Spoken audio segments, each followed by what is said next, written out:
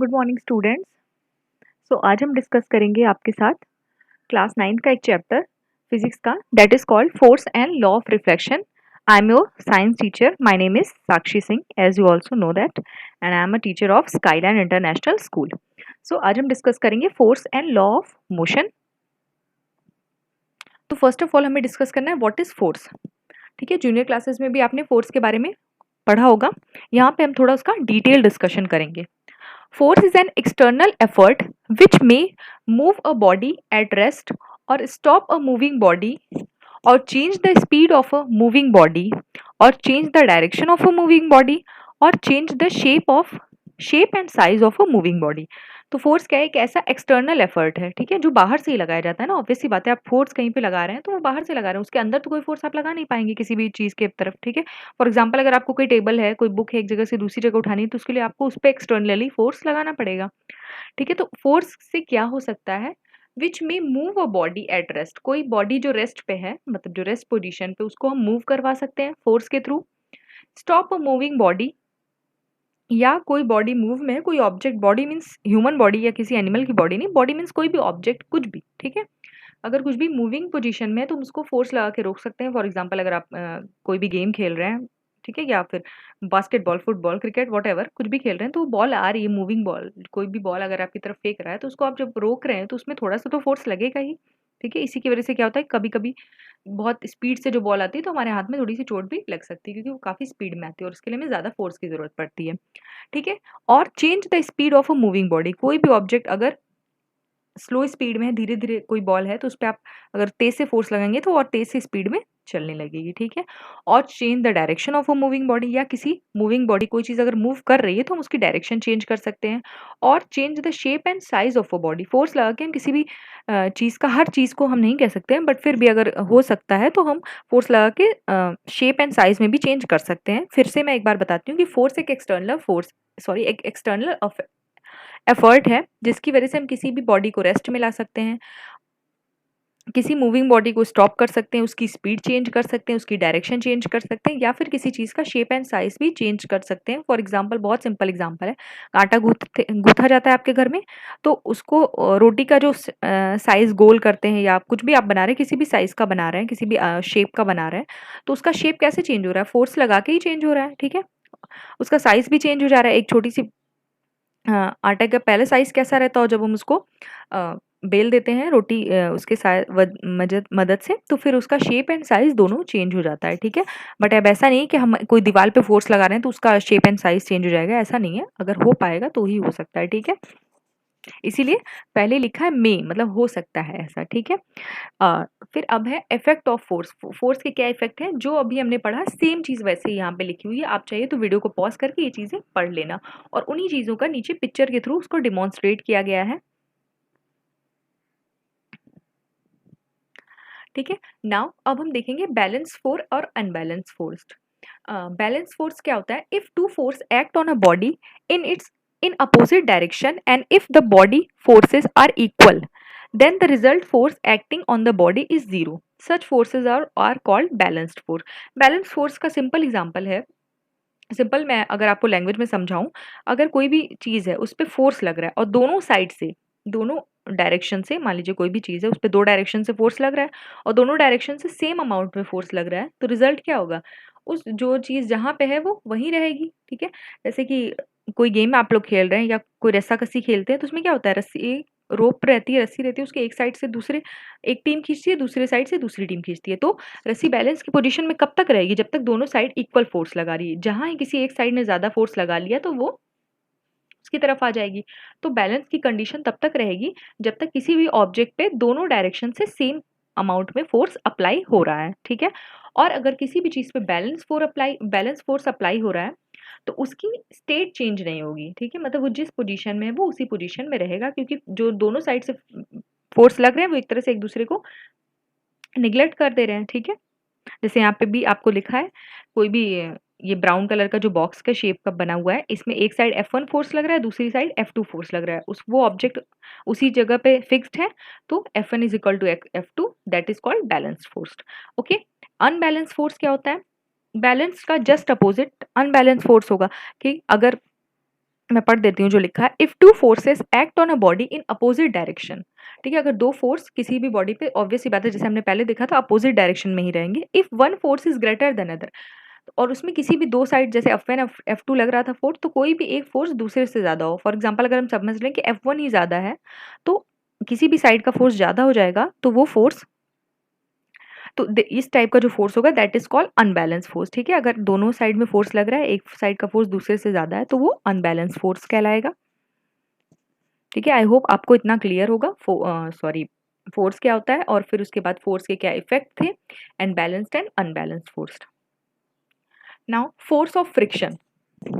Force of friction is very important. आपने junior classes में भी डिफरेंट टाइप्स के फोर्स पढ़े होंगे, जैसे कि gravitational force, muscular force, magnetic force, frictional force. तो यहाँ पे हमें फ्रिक्शनल फोर्स को देखना है। Force of friction is the friction force which oppose the motion of an object on the surface.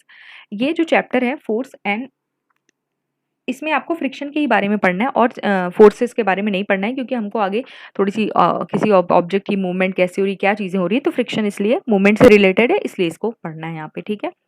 तो फ्रिक्शन फोर्स वही फोर्स होता है जो किसी भी ऑब्जेक्ट, जो अगर किसी सरफेस पे वो मोशन में है तो उसकी अपोजिट डायरेक्शन में लगता है, ठीक है। अगर कोई भी ऑब्जेक्ट आगे की साइड मूव कर रहा है, फॉर एग्जांपल अगर आप किसी भी नॉर्थ के साइड अगर कोई ऑब्जेक्ट मूव कर रहा है, तो उसका फ्रिक्शन फोर्स साउथ के साइड होगा, मतलब उसका जस्ट अपोजिट। अगर कोई ऑब्जेक्ट लेफ्ट के साइड मूव कर रहा है तो फ्रिक्शन फोर्स राइट के साइड में लगेगा, मतलब मोशन की जस्ट अपोजिट डायरेक्शन में फ्रिक्शनल फोर्स लगता है, ठीक है।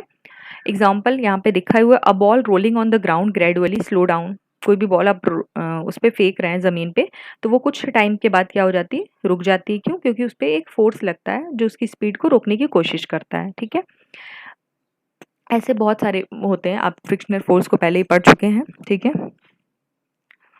और अभी आप सोचेंगे कि फ्रिक्शनल फोर्स इंपॉर्टेंट क्यों होता है, किसी भी स्पीड को कम करने की क्या ज़रूरत है अगर कोई चीज़ अच्छी खासी मूव कर रही है। तो देखिए, फ्रिक्शनल फोर्स बहुत ज़्यादा इंपॉर्टेंट होता है। आप अपने अगर घर पे आपके शूज़ होंगे, सैंडल होंगे, जो नए शूज़ और सैंडल होंगे उनको पलट के देखिएगा तो उसमें जिगजैग जिगजैग टाइप की डिज़ाइन बनी होती है। वो किस लिए बनी होती है?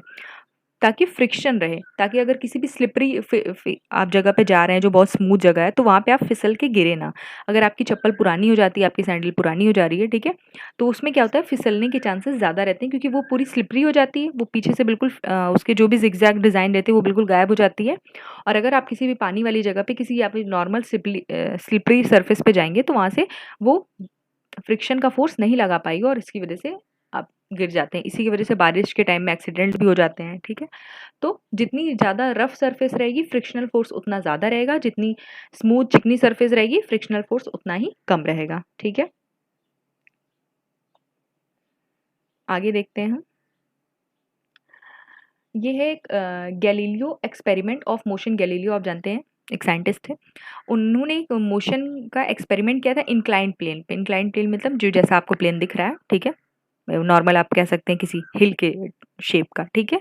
तो देखिए इन्होंने एक्सपेरिमेंट करके क्या देखा कि देखिए इन्होंने मार्बल की बॉल्स तो थी, उनको इंक्लाइन प्लेन पे कभी नीचे से ऊपर की तरफ फेंका, कभी ऊपर से नीचे की तरफ फेंका। तो क्या हुआ, इन्होंने देखा कि जैसे यहाँ पे लिखा हुआ है, when a marble rolls down an inclined plane, जब मार्बल नीचे की साइड आ रहा था, इट वेलोसिटी इंक्रीजेस, तो ऑब्वियस सी बात है उसकी वेलोसिटी इंक्रीज हो जा रही थी, उसकी स्पीड तेज हो जा रही थी। And when goes on the second inclined, जब उसको ऊपर की साइड भेजा जा रहा था तो उसकी वेलोसिटी डिक्रीज हो जा रही थी। और अगर बोथ मतलब एक तरह से if the inclination of the both planes are equal, अगर दोनों प्लेन का इंक्लिनेशन इक्वल था, then the marble will reach the same height which is rolled down, तो सेम हाइट पे वो जा रहा था, ठीक है। जैसे कि नीचे वाले में देखिए अलग अलग इंक्लाइन प्लेन है, बट हाइट सबकी, तो वो जब उसको फेंका जा रहा था तो वो सेम उस पर जा रहा था। तो इन्होंने यही देखा कि जब भी एक कोई इंक्लाइन प्लेन है, तो अगर हम ऊपर से नीचे की तरफ कोई भी, एक सेकेंड रुकिएगा, तो कोई भी बॉल थी, जो भी मार्बल की बॉल थी, वो जब इंक्लाइन प्लेन से नीचे की ऊपर की डायरेक्शन में जाएगी तो उसकी वेलोसिटी डिक्रीज होती थी, और ऊपर से नीचे की डायरेक्शन में जब आएगी तो उसकी वेलोसिटी इंक्रीज होगी, ठीक है। अब है न्यूटन के 3 लॉ हैं, ठीक है। न्यूटन की 3 लॉ ऑफ मोशन है, तो उसमें से फर्स्ट लॉ ऑफ मोशन का डिस्कशन हम आज करेंगे, बाकी के दोनों का डिस्कशन हम नेक्स्ट वीडियो में करेंगे। तो फर्स्ट लॉ ऑफ मोशन क्या है, यहाँ पे देखते हैं। Newton's first law of motion states that, इसका जो स्टेटमेंट है, तीनों लॉ ऑफ मोशन के स्टेटमेंट्स आपको याद रखने होंगे, ठीक है। स्टेटमेंट क्या है, एंड आप ये वीडियो को पॉज करके यहाँ पे स्टेटमेंट लिख भी सकते हैं, मैं पढ़ रही हूँ। An object remains in a state of rest or in uniform motion in a straight line unless compelled to change that state by an applied force। आपको थोड़ी सी अलग लैंग्वेज में भी कहीं मिल सकता है, कोई प्रॉब्लम नहीं है, आपको जहाँ से नोट करना है वहाँ से नोट कर सकते हैं, ठीक है। कि कोई भी ऑब्जेक्ट वो रेस्ट की पोजीशन में तब तक रहेगा या यूनिफॉर्म पोजीशन की मोशन की पोजीशन में तब तक रहेगा जब तक उस पर कोई एक्सटर्नल फोर्स अप्लाई नहीं किया जा रहा है, ठीक है। An object is remains in rest और motion until and unless an external force applied on it. कोई भी ऑब्जेक्ट जब तक वो उसी पोजीशन में रहेगा जब तक कहीं ना कहीं से उस पर कोई ना कोई फोर्स अप्लाई हो रहा है। फॉर एग्जाम्पल अगर आप कह रहे हैं कि कोई बॉल हमने फेंक दी तो वो आगे जाके कैसे रुक गई, तो उस पर भी फ्रिक्शनल फोर्स लग रहा है, ठीक है। इसीलिए अभी फ्रिक्शनल फोर्स को आपको एक बार रिमाइंड करवाया गया है, ठीक है। तो इसको आप इस फोर्स को लॉ ऑफ इनर्शिया भी बोलते हैं, ठीक है। तो आपको याद रखना होगा कि law of inertia and Newton's first law of motion both are same. What is inertia? The natural tendency of object to remains in the state of rest और in uniform motion is called inertia. कोई भी object की natural tendency होती है कि वो जिस position में है या वो रेस्ट में ही रहता है, दैट इज कॉल्ड इनर्शिया, ठीक है। यहाँ पे लिखा भी हुआ है, that is why the first law of motion is also known as law of inertia. Law of inertia में जैसे कि आप देख रहे हैं, जैसे कि यहाँ पे एक्सपेरिमेंट करके दिखा है, इसको आप खुद भी कर सकते हैं। कोई भी ग्लास है, उसके ऊपर कोई एक आप पेपर तो नहीं कह सकते हैं, कोई हार्डबोर्ड टाइप का या कोई दफ्ती, उसको रख लीजिए, उसके ऊपर एक कॉइन रखिए, ठीक है। और बहुत स्पीड से आप ये जो हार्डबोर्ड जैसा लिखा है, दफ्ती है जो भी, जिसको आप समझिए, पेपर पे तो आप नहीं रखेंगे, ऑब्वियसली बात है, पेपर पे कॉइन रखेंगे तो वो जाएगा, थोड़ा हार्ड पेपर हो, और उस पर स्पीड से जब मारेंगे तो आप देखेंगे कि वो जो पेपर है, जैसा कि सेकंड डायग्राम में दिख रहा है, वो तो आगे चला जाएगा, बट कॉइन जो है वो, आई थिंक इस वजह से आपको कॉइन दिख नहीं रहा, बट यहाँ पे कॉइन है, ठीक है। तो कॉइन जो है वो उसमें अंदर चला जाएगा। तो इससे क्या हो गया, कॉइन जो है वो अभी भी रेस्ट की ही पोजीशन में था।